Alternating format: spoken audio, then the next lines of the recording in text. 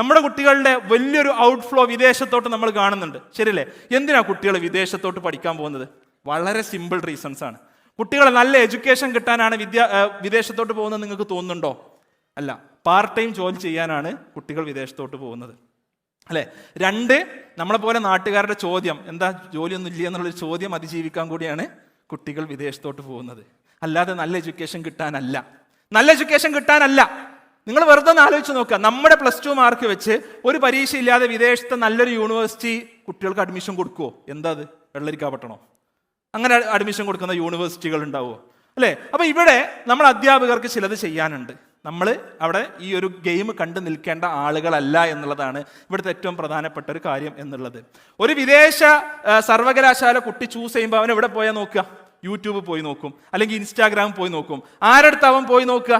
അവൻ ഒരു life style വ്ളോഗറുടെ, ഒരു ഫുഡ് വ്ളോഗറുടെ ഉസ്ബെക്കിസ്ഥാനിലോട്ടുള്ള, ജോർജിയയിലോട്ടുള്ള, UK ന്യൂസിലാൻഡിലോട്ടുള്ള യാത്ര നോക്കി തീരുമാനിക്കുന്നത് അവൻ എവിടെ പോയി പഠിക്കണം എന്നുള്ളത്, അല്ലേ? നിങ്ങളോട് ആരോടെങ്കിലും അല്ലെങ്കിൽ നമ്മോട് ആരോടെങ്കിലും നമ്മുടെ കുട്ടികൾ അഭിപ്രായം ചോദിക്കാറുണ്ടോ എവിടെ പോയി പഠിക്കണം എന്നുള്ളത്? നമ്മളോട് എത്ര ആൾക്കാരോട് അഭിപ്രായം ചോദിക്കാറുണ്ട്? ഇത് വളരെ പ്രധാനപ്പെട്ട ഒരു പ്രശ്നമാണ്. ആരാണ് ഒരു കുട്ടിയെ സംബന്ധിച്ചിടത്തോളം ഇൻഫ്ലുവൻസർ? വിദ്യാഭ്യാസ രംഗത്ത് ഇൻഫ്ലുവൻസറായി മാറേണ്ടത് ഏതെങ്കിലും ഫുഡിനെ കുറിച്ച് അഭിപ്രായം പറയുന്ന ആളോ അല്ലെങ്കിൽ യാത്ര പോകുന്ന ആളോ അല്ല.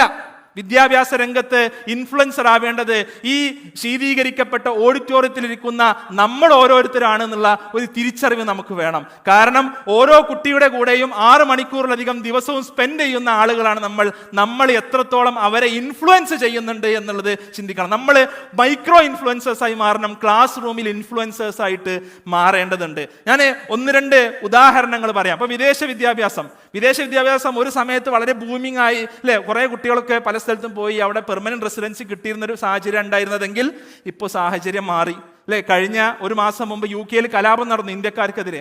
കാനഡയിൽ നിങ്ങൾ വാർത്ത പരിശോധിച്ചാൽ അറിയാം, കാനഡയിൽ ഇന്ത്യക്കാർക്കെതിരെ ഇപ്പോൾ നിരന്തരം പ്രശ്നങ്ങൾ നടന്നുകൊണ്ടിരിക്കുകയാണ്. അവിടെ ഇന്ത്യക്കാർക്ക് പെർമനന്റ് റെസിഡൻസി കൊടുക്കുന്നതുമായി ബന്ധപ്പെട്ട് വലിയ വിവാദങ്ങൾ നടന്നുകൊണ്ടേയിരിക്കുകയാണ്.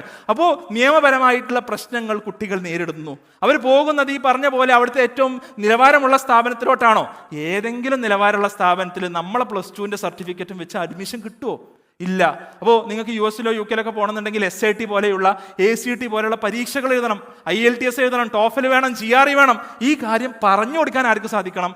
അധ്യാപകർ എന്ന നിലക്ക് നമുക്ക് സാധിക്കണം. വിദേശത്ത് പോവുകയാണെന്നുണ്ടെങ്കിൽ ഒരു ഉദാഹരണമായിട്ട് പറയാണ്, നല്ല കോളേജുകളുണ്ട്, മോശം കോളേജുകളുണ്ട്.